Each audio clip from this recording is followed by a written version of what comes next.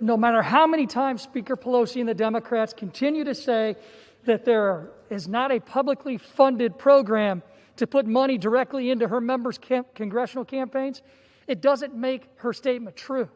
In this bill, it's the first ever corporate money since 1907 that is laundered through the federal government, through the Department of Treasury, and goes right into our own congressional campaigns, up to $7 million using 2020 numbers. And also, I am angry that the Speaker continues to talk about states like Georgia following the law to make sure that their voter rolls are complete and accurate, when in her own home state of California, the corrupt Secretary of State would not even commit to removing over 400,000 deceased or moved voters from the voter rolls, and many of them, if not all of them, got live ballots.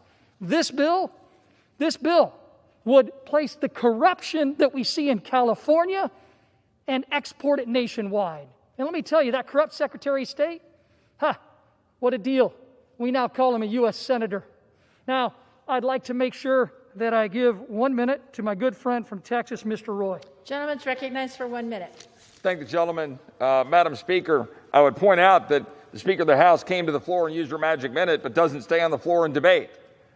That there is no debate on this floor. And then the Speaker said that there was amendments, 56 amendments. 49 of them are Democratic amendments, hand-selected by a small group in the Rules Committee. 49 are Democratic amendments. So don't buy into the kabuki theater that you're seeing on the floor of the House of Representatives. But you know what? I can't ask to take down the words of the Speaker, even though the essence of her argument is that I'm a bigot. Let's be very clear. The arguments being distilled on the floor today is that Republicans, my colleagues and I, that we are bigots. Why? Because they use fancy words like voter suppression to say that we are wanting to tamp down people's access to polls, and nothing can be further from the truth. Heaven forbid we want to use voter identification. Heaven forbid we want to honor the will of the people through their legislatures in the states, passing rules to make sure that our system is actually working using voter identification that the American people use to fly, that the American people use to do everything else. If I demand that, Gentleman's time's expired. I'm a bigot.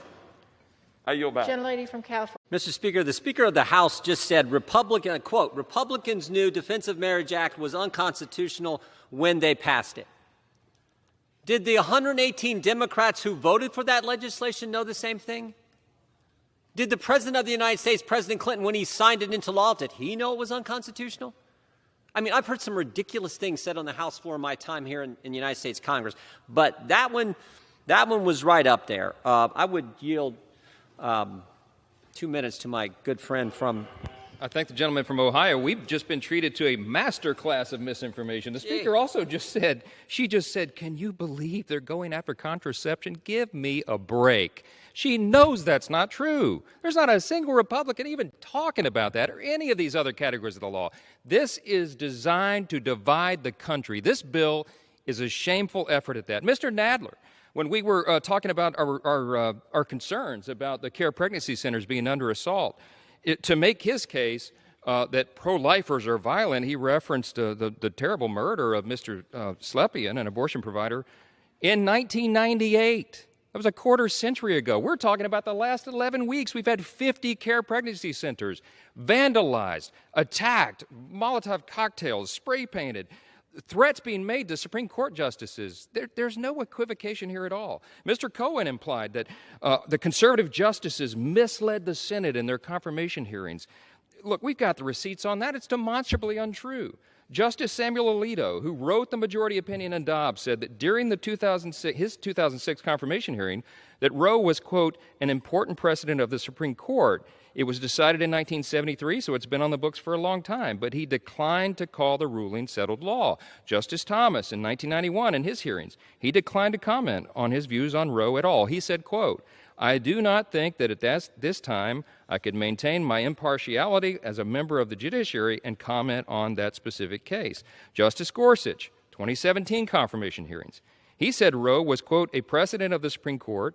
It was reaffirmed in Casey in 92 and in several other cases. So a good judge will consider it as precedent of the court, worthy of as treatment of a precedent like any other. However, he refused to signal how he would rule in future cases on abortion. Justice Kavanaugh, 2018 confirmation hearings, echoed Gorsuch by saying that Roe was an important precedent, but he indicated during his confirmation that he would be open to overturning settled law, including Roe, citing a long list of past Supreme Court justices. Justice Barrett, reserved. She was much more reserved on the Roe precedent. Another minute? In her confirmation hearings in 2020, she said this. She said she was committed to obeying, quote, all the rules of stare decisis, promising that, quote, if a question comes up before me about whether Casey or any other case should be overruled, that I will follow the law of stare decisis, applying it as a court is articulating it, applying all the factors, reliance, workability, being undermined by the later facts and law, just as all the standards. I promise to do that for any other issue that comes up. She said that she had to remain neutral on it as an umpire, as they all did. Look, the record is clear. The quotes are there. Anybody can Google this. What they're presenting here on this floor is not true. It is demonstrably untrue, and they're doing it for partisan purposes. Every time they talk, they reaffirm our position on that. I thank the gentleman for yielding. And Madam Speaker, we condemned what took place on January 6th. It would have been nice if Democrats would have done the same thing in the summer of 2020 or passed this legislation 6 weeks ago, a month ago when the Senate passed it. Let me just recite a few things here that have been said by our colleagues on the other side. Former Attorney General Eric Holder said in 2018 at a campaign event in Georgia to, quote, kick Republicans. No. When they go low, we kick them. That's what this new Democratic Party is about. It sure is. It sure is. It's all about intimidation. Intimidating the court, intimidating parents who have the nerve to show up at school board meetings, setting up a disinformation governance board to intimidate free speech rights of all Americans. That's what the new Democratic Party is about, and we've seen it time and time again. In the summer of 2018, we saw one of our colleagues from California, Democrat member, said, let's make sure we show up wherever we have to show up. And if you see anybody from the Trump cabinet in a restaurant, in a department store, at a gasoline station, out in a crowd, you create a crowd and you push back on them and you tell them, think about this. It's a member of Congress saying this to a cabinet member. You tell them they're not welcome anymore, anywhere. A cabinet member of the administration not welcome in their own darn country?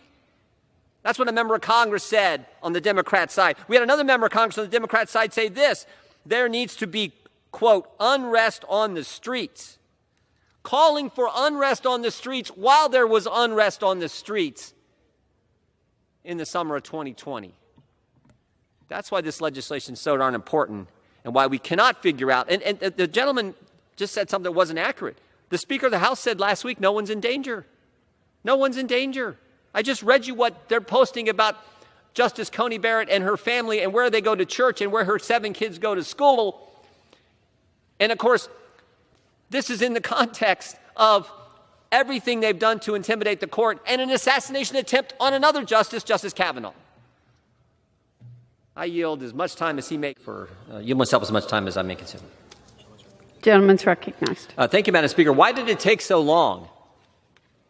Why did it take so long to pass this, bring this legislation to the floor? It's been over a month since the leak of the draft opinion, over a month of threats on Supreme Court justices and their family, over a month of protest at their home. Why did it take so long? I mean, the protests at their home are a direct violation of the law, 18 U.S.C. Section 1507. Over a month. It's been over a week, or actually a week, since an assassination attempt on a Supreme Court justice, on Justice Kavanaugh. Think about that for a second. An assassination attempt on a sitting United States Supreme Court justice. And what did the Speaker of the House say last week? No one is in danger. No rush on this legislation. No concern here. The Senate passed this bill a month ago. Why hasn't the House? Why did it take so long? I think the answer is obvious. Because they've always wanted to intimidate the court. That's been their goal since the get-go. Their goal was to intimidate the court. That's been their objective all along. Think about the history. First, we had the Kavanaugh confirmation mess, where the left just made up things about Justice Kavanaugh and his family.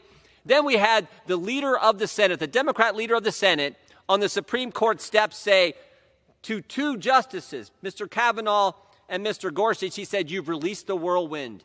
You will pay the price." Last April, the Democrat chair of the Judiciary Committee introduced legislation to do what?